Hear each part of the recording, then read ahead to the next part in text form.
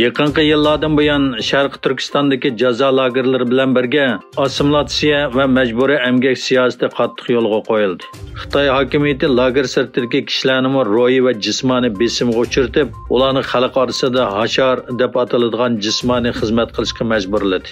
2023 yil 2 ayning 28 kuni Xitoy ijtimoiy aloqa to'rida tarqalgan sinalg'u ko'rinishida bir turkum yosh va o'rta yoshli Uyg'ur ayollarining Sharq Turkistonning ma'lum yezisida ig'ir jismoniy emgak qilishga majbur bo'lganligi ko'rsatilgan.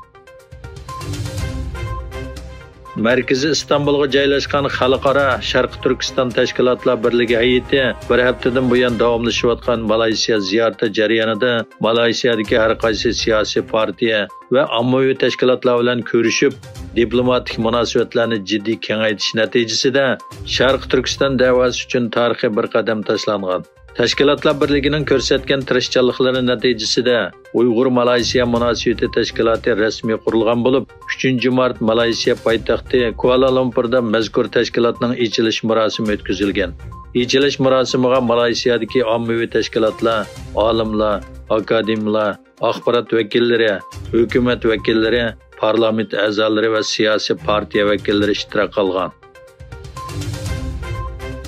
Xitoy Mamlakat Xalq Qurultiyi ijroiya hay'atining bayonotchisi Wang Chao Xitoy murakkab bexatarlik xirisiga taqobil turish va cho'ng davlatning va'dasini o'rindashning ehtiyojiga asosan mudofaa xamchotini oshirdi dedi.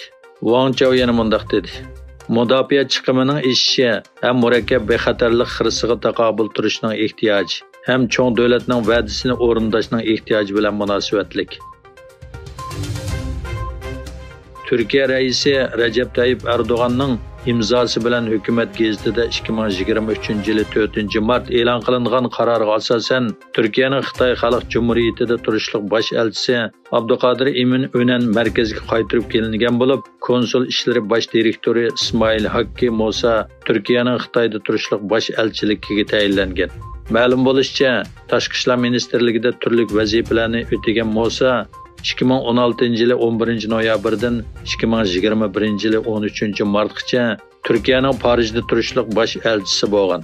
Keyincha konsul ishlari bosh direktori bo'lgan. Xitoy Savdo ministrligining bayonotchisi Xitoy Amerikaning davlat bexatarligini umumlashtirish va eksport kontrolligini qalaymiqan ishlatish harakatiga qat'iy qarshi turdi dedi va Amerikaning Xitoy korxonalariga o'rinsiz besimni to'xtatishga chaqirdi. Egilinishcha bu bayonot juma kuni Amerikaning necha o'nlagan Xitoy organlarini eksport kontrol tizimligiga kirgizish harakati to'g'risidagi savoliga javoban o'tirg'i qo'yilgan. Janubiy Xitoy dengizida Filippin kontrolligidagi Tito Arli atrofida Xitoyning harbiy paraxoti, dengiz qirg'iqi muhofazat paraxoti va nurg'un fuqarolar paraxotining bayqalganligi e'lon qilindi. Filippin prezidenti Ferdinand Marcos oldingi oyda Xitoyning Filippinda turishliq bosh elchisini chaqirtib, Janubiy dengizdagi faoliyatining qitim soni va kuchayishidan ogohlantirgan edi.